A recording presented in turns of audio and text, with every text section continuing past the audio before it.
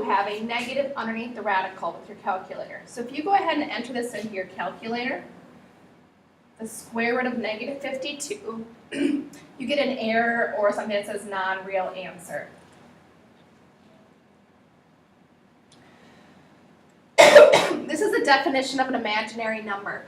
The square root of a number that has a negative causes some problems, so you can rewrite that with I square roots of that number. Here are some examples of real numbers, like 1/2 or 0 and negative 9.6 or the square root of 5. The imaginary numbers look like this: I, 4i, negative 5i, square root of negative 3. The next definition is the standard form of a complex number.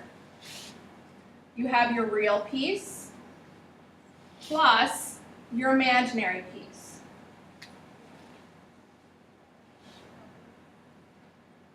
Note, when you have an I squared in an equation or an expression, you can replace that with a negative 1. So be very careful. I squared is the same thing as negative 1. Here's the reason why.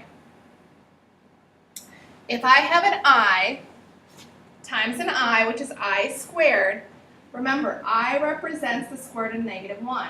And you have two of those. When you multiply them together, you combine them into one radical, so it looks like this: negative 1, I negative 1 times negative 1, and you get negative 1 as an answer.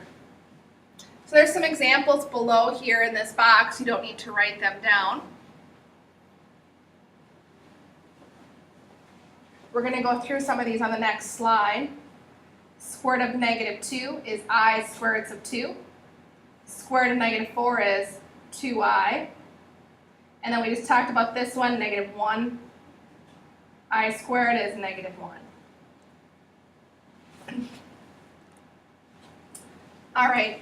When you see a non-real 0, so you have like a square root of a negative number, no x-intercepts exist on a parabola. So the parabola might be above the x-axis, or maybe it's going to be below the x-axis. So when you have a non-real 0, which is our imaginary numbers, they won't be x-intercepts on our graph.